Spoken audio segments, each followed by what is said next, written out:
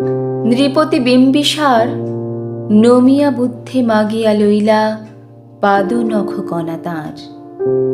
স্থাপিয়া নিভৃত প্রাসাদ কাননে, তাহারি উপরে রচিলা যতনে অতি অপরূপ শিলাময় স্তূপ, শিল্প শোভার সার। সন্ধ্যা বেলায় শুচিবাস পরি রাজবধূ রাজবালা, আসিতেন ফুল সাজায়ে ডালায়, স্তূপ পদমূলে সোনার থালায়, আপনার হাতে দিতেন জ্বালায়ে কনক প্রদীপমালা। অজাত শত্রু রাজা হল যবে পিতার আসনে আসি, পিতার ধর্ম শোণিতের স্রোতে মুছিয়া ফেলিল রাজপুরী হতে, সঁপিল যজ্ঞ অনল আলোতে বৌদ্ধ শাস্ত্র রাশি। কহিলা ডাকিয়া অজাত শত্রু রাজপুরনারী সবে, বেদ ব্রাহ্মণ রাজা ছাড়া আর কিছু নাই ভবে পূজা করিবার। একটি কথা যেন মনে সার, ভুলিলে বিপদ হবে। সেদিন শারদে দিবা অবসান, শ্রীমতী নামে সে দাসী, পুণ্য শীতল সলিলে নাহিয়া, পুষ্প প্রদীপ থালাই বাহিয়া, রাজ মহিষীর চরণে চাহিয়া নীরবে দাঁড়ালো আসি। শিহরি সভয়ে মহিষী কহিলা, এ কথা নাহি কি মনে, অজাত শত্রু করেছে রটনা, স্তূপে যে করিবে অর্ঘ্য রচনা, শূলের উপরে মরিবে সে জনা, অথবা নির্বাসনে। সেথা হতে ফিরে গেল চুলি ধীরে, বধূ অমিতার ঘরে। সম্মুখে রাখিয়া স্বর্ণ মুকুর, বাঁধিতেছিল সে দীর্ঘ চিকুর, আঁকিতেছিল সে যত্নে সিঁদুর, সীমন্ত সীমা পরে। শ্রীমতীর হেরি বাঁকি গেল রেখা, কাঁপি গেল তার হাত। কহিল, অবোধ, কি সাহস বলে এনেছিস পূজা? এখনই যা চলে, কে কোথা দেখিবে, ঘটিবে তাহলে বিষম বিপদপাত।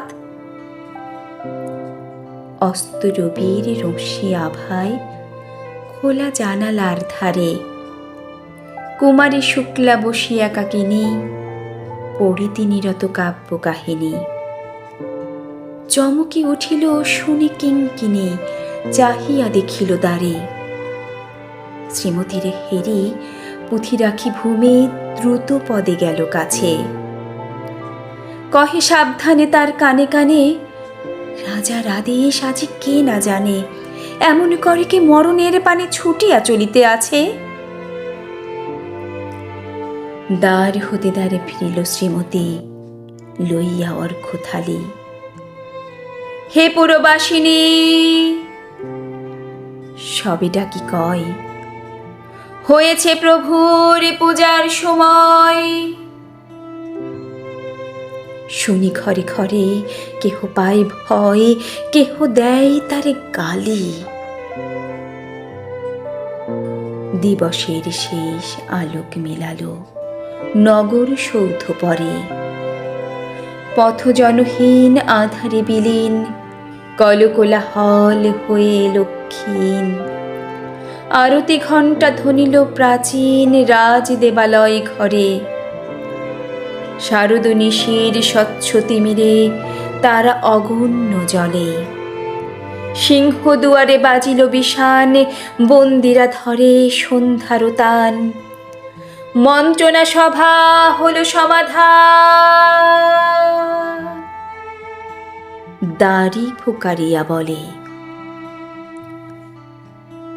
এমন সময়ে হেরিলা চমকে প্রাসাদে প্রহরী যত, রাজার বিজন কানন মাঝারে, স্তূপ পদমূলে গহন আধারে জ্বলিতেছে কেন, যেন সারে সারে প্রদীপমালার মতো।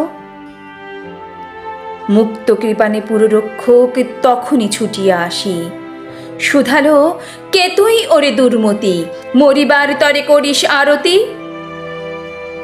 মধুরী কণ্ঠে শুনিল, শ্রীমতী, আমি বুদ্ধের দাসী।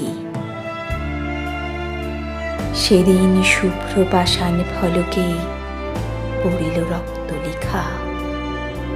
সেদিন শারদ স্বচ্ছ নিশীতে প্রাসাদ কাননে নীরবে নিভৃতে স্তূপ পদমূলে নিবিল চকিতে শেষ আরতির শিখা।